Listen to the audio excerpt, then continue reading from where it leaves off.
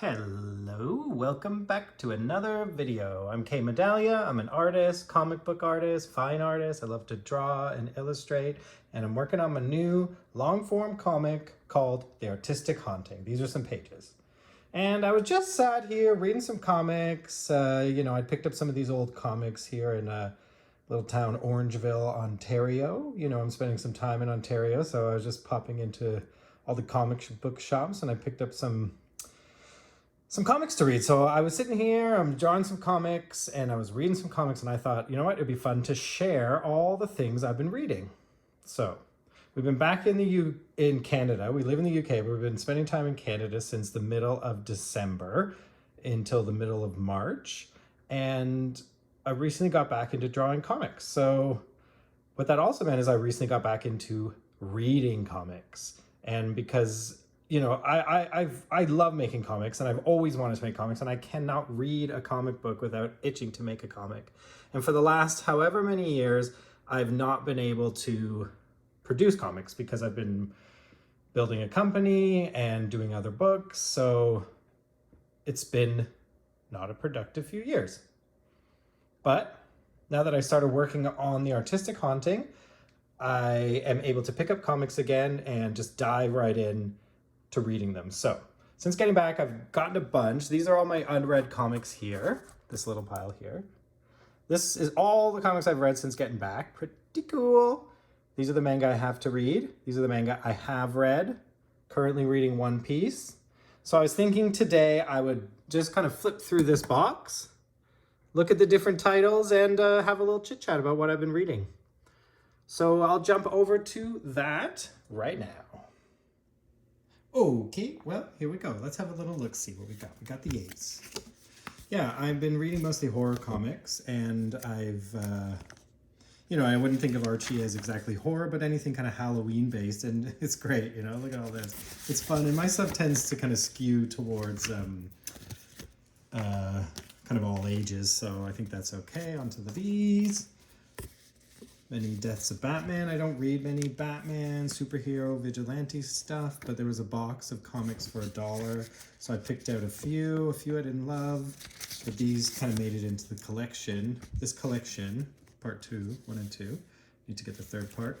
This collection is only comics I actually liked, so if I read them and I didn't enjoy them, then I kind of put them off to one side and swapped them back with the comic book shop to give me a little store credit. This is a really good one. Seduction of the Gun, all about gun violence in America. I really enjoyed this.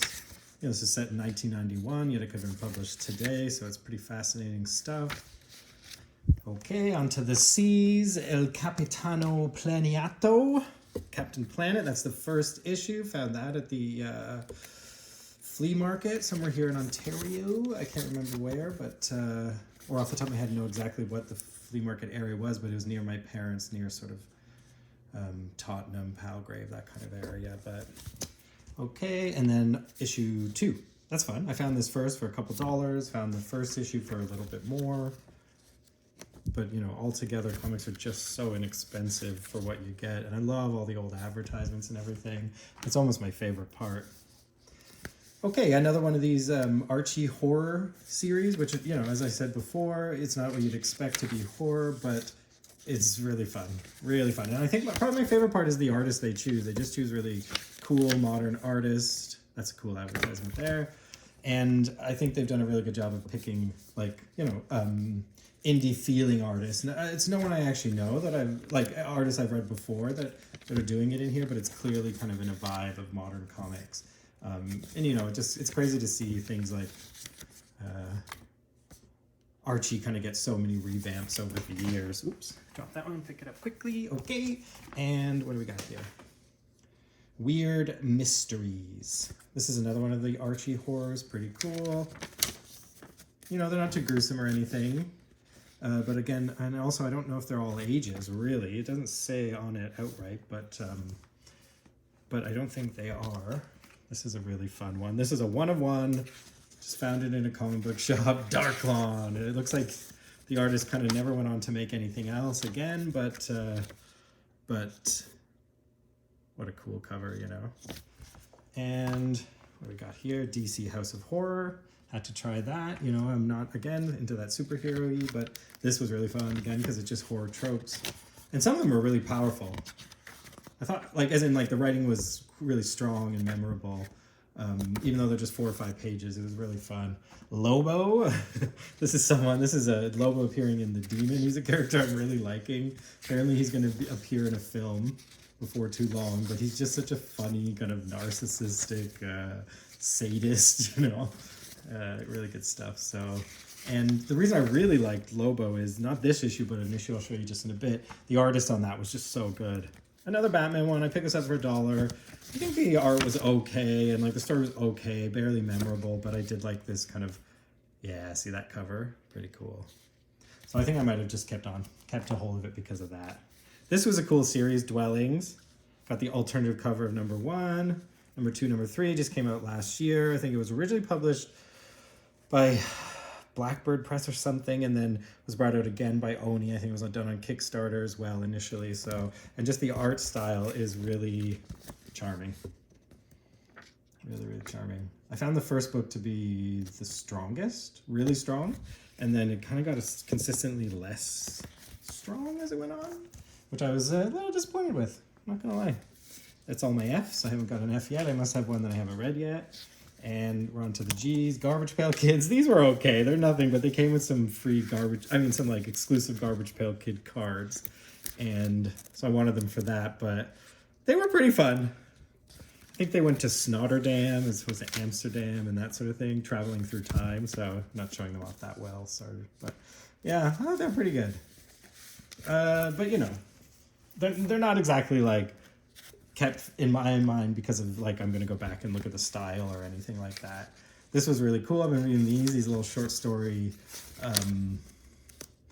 comics. I just love these old advertisements. Yeah, it's these short story horror comics from the Carlton Comics.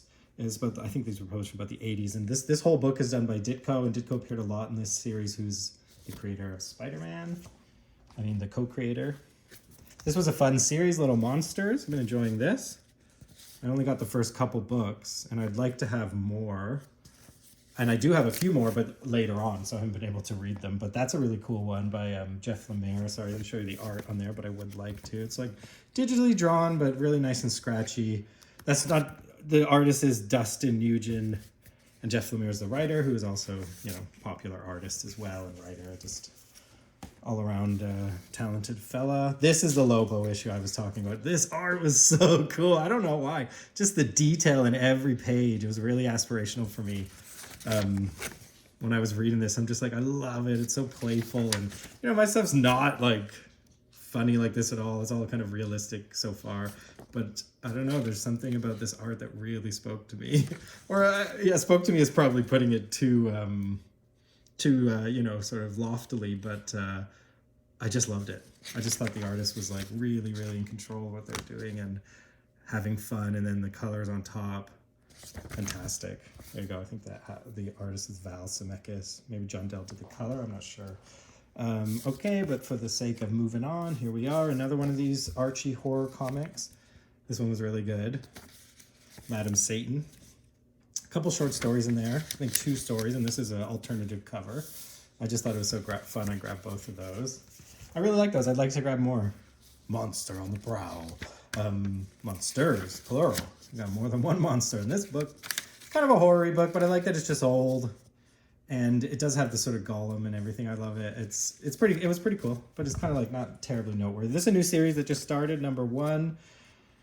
Cover by Mike Mignola, obviously, but it's kind of just like a narrative.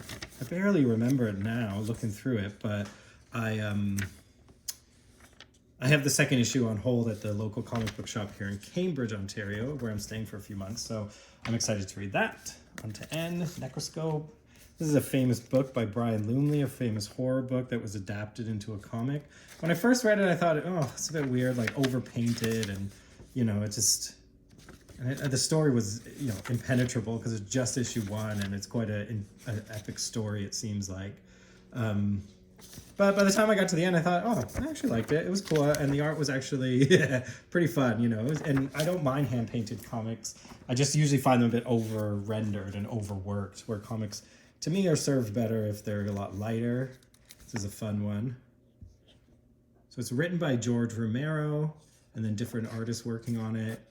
Black and white art style. It's a cool style. It's pretty cool. I like the detail, and I definitely like the color palette. The color palette being restricted is, anything that's restricted is always interesting because it's just trying something, you know, and it's an example of this thing. So another one of these Charlton comics, Scary Tales. I believe there's some Ditko art in here. But yeah, these are just so much fun. There's full of spelling errors and printing errors and falling apart. You know, people just did not expect them to last. I can imagine just having boxes of these way back when. And here we are like 40, 50 years later, and they're still kicking. Let's see, this one is 1981. So yeah, just over 40 years ago. Steel, this was cool. This was in that dollar box, and I wish I had been able to grab a second one. Like the second issue, which was also in there, but I just kind of grabbed this one just to try it. But it's like this idea of Steel. He's like a kind of like step in for Superman. While Superman was away, he stepped in as the Man of Steel. So then they just call him Steel. But it's about him finding his own identity, and you know, he's not some person from outer space or anything. He's just a normal guy, so he does have to get all kind of duped up. The Man Called Steel is pretty dope. I really liked it. This one was funny because it's from that kind of like publisher that does like all the really kind of like sexy lady deaths, and this one was like a lot more kind of down to earth, and the women were less objectified, you know, but still really well drawn, and everyone was still really nice, you know, anatomically.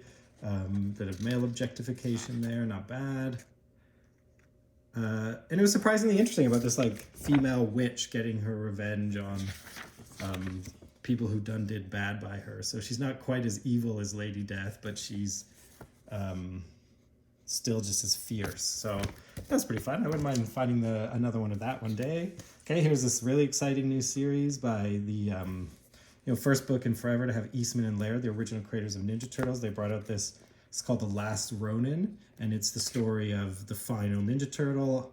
3 of Ninja Turtles have died, 1's left, and this is the story of him trying to get revenge on the death of his brothers and his father, Splinter. It's very sad, but really well made. I don't adore the style myself. It's like a bit too modern, a bit too kind of like stark and clean. But the storytelling is really clear, and it does come together in a really nice way, and the writing is great. So yes, I got an alternative cover there. This is the second printing, all these black and white covers, and this is the first 5 issues. Really cool stuff. Yeah, that's the daughter of April O'Neil and Casey. Okay, and then these Sunday adventures. I guess I'm showing a bit of a nostalgia here for these like old Saturday afternoon kind of Ninja Turtle comics and from the original cartoon, but it is really burned in my brain as like, you know, a kind of positive nostalgia, not a sort of looking back sadly, but sort of looking back happily on the best time. So yeah, good stuff. Here we go. Really fun. I grabbed a bunch of these because on Boxing Day, the comic book shop was having like 50% off all the back issues. This is a Halloween special. I got this full price. Pretty fun. Not too spooky, obviously, but just fun. And again, this was cool because the artist felt really kind of modern, like really nice style that you'd expect to see in sort of different kind of comics and longer form stuff, and maybe stuff published by Scholastic or something like that. And now they're coming out to these mainstream comics. This is a little sub-series. Picked these all up from a shop. They're okay. This is really cool how they've been releasing these collections of stories about each kind of character from Ninja Turtles from different periods. So like really early on, as you'll see in 2 seconds. Yeah, early stuff. And then, you know, it goes to a bit more modern, and it's all the stories. So there's all the stories with Leatherhead, but they have one for each character, each of the turtles. It's the only one I found so far, but I'll definitely get more of these. That was really fun to read, and it's actually quite a sad story, Leatherhead, so I didn't really know that. This is cool. So vintage pre-code horror. That's what makes this the most exciting, really, is that it's pre-code, so it's kind of like, you know, no bars hold. No holds barred. Look at this, just tore those. So that's kind of annoying. It did feel like it was a bit overprinted, and it's a reprint, but still, that shouldn't have happened. You know, this was just printed recently, but you know, maybe I was being a bit undelicate with it, but I do know how to handle my comics. So really fun though. Really nice reprint. They kind of reworked some of the lettering and stuff, which was all done really delicately, and I could barely notice it, you know, and there were a few times I noticed it because of my kind of background of being in comics. But yeah, we're getting to the bottom now. Okay, Vault of Evil. This is just kind of a classic, let's face it, I don't know what's going on here, some sort of bondagey bits, who knows, some sort of fun. Okay, this is a bit more, maybe a bit more kind of explicit. So that was Vermilion, that was the last one. Just didn't know how much I wanted to show of that on YouTube. And so what these are ones I can't read yet because they're a bit high up in the series. I just grabbed these from a shop that had them, and they were pretty cheap, $3 Canadian each, so I just kind of grabbed them. And then The Last Ronin, these are the first prints of The Last Ronin. These are alternative covers. So this is a story that takes place in between the end of the Ninja Turtles and the beginning of The Last Ronin. This is The Last Ronin Lost Years. So I haven't read it yet, and I would really like to. And these are ones that weren't coming up in my app where I've been loading all my comics, so I just keep them back here. For some reason, they're just not coming up, and I haven't been able to load them. But these are some issues of Dwelling from the original publisher. What was that called? I knew I didn't get it right, but... okay, well, I can't see it anywhere, but Canadian artist, Canadian publisher, so pretty cool stuff. Great, well, thank you for joining. Let me throw these back on while I do the outro. Boom, Ninja Turtles, thank you for joining. It's fun to show you through these. It seems like a lot, but I kind of just went through a period of my life where I wasn't reading at all, you know, for several years. I was just doing, you know, this, that, or the other, playing a lot of video games, kind of like, you know, in a mental slump.